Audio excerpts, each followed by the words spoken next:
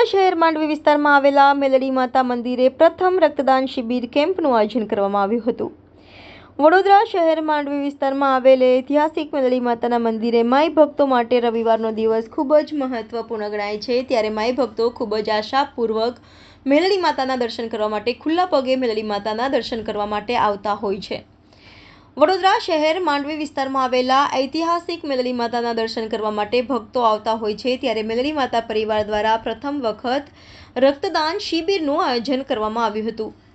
રક્તદાન કરવાથી 3 જિંદગીને બચાવી શકાય છે। રક્તદાન કરવાથી હૃદયનું સ્વાસ્થ્ય સારું થાય છે। લોહીમાં આયર્નનું પ્રમાણ વધી જવાથી હાર્ટને લગતી વિવિધ બીમારી થવાની શક્યતાઓ રહે છે। નિયમિત રક્તદાન કરવાથી લોહીમાં આયર્નનું પ્રમાણ ઘટે છે, જેનાથી હાર્ટ એટેકની શક્યતા 88% જેટલી ઘટી જાય છે। આ ઉપરાંત રક્તદાનથી લકવા થવાની શક્યતામાં પણ 33% જેટલો ઘટાડો થાય છે। રક્તદાનથી ફક્ત દર્દીને જ નહીં, પરંતુ દર્દી ઉપર નિર્ભર પૂરા પરિવારને મદદરૂપ બની શકાય છે, જેને લઈને આજે વડોદરા શહેર માંડવી વિસ્તારમાં આવેલા મેલડી માતા મંદિરે કેમ્પનું આયોજન કરવામાં આવ્યું હતું, જેમાં મોટી સંખ્યામાં ભક્તોએ રક્તદાન કરવાની અપીલ કરવામાં આવી હતી। આ વડોદરા શહેરમાં મેલડી માતાનું મંદિર આવેલું છે। ઐતિહાસિક મંદિર કહેવામાં આવે છે। રવિવાર બહુ મહત્ત્વનો દિવસ ગણવામાં આવે છે। ભારી સંખ્યામાં ભક્તો દર્શનનો લાભ લે છે ને મંદિર તરફથી બ્લડ કેમ્પ રાખવામાં આવેલો છે, બ્લડ ડોનેટનો।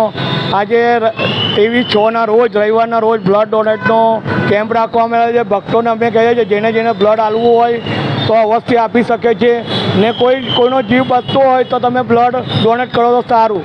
ને અમે મેલડી પરિવાર તરફથી આ કેમ્પ પહેલી વખત રાખવામાં આવેલો બ્લડ કેમ્પનો ને અમને સાથ સહકાર મળે પબ્લિકનો ને અમને હિંમત આવે ને બીજી વખત આવો મોટો ભવ્ય પ્રોગ્રામ થાય એવી અમે આશા રાખીએ છીએ। અમે ગુપ્તા સમાજના માણસો છે, મા તુરૈસા શાખા સભા કહેવાય ને છેલ્લા 8 વર્ષથી અમે કરીએ છીએ ને આ વખતે અમે મેલડી માતાના મંદિરમાં મેલડી માતાના સહયોગથી અહીંયા આગળ માંડવીના નીચે બરાબર કરી રહ્યા છે ને આજે પબ્લિકનો રિસ્પોન્સ પણ સારો મળી રહ્યો છે। મારું નામ સુરેન્દ્ર ગુપ્તા છે, મા તુરૈસા શાખા સભા વડોદરા ગુજરાતનું પ્રમુખ છું।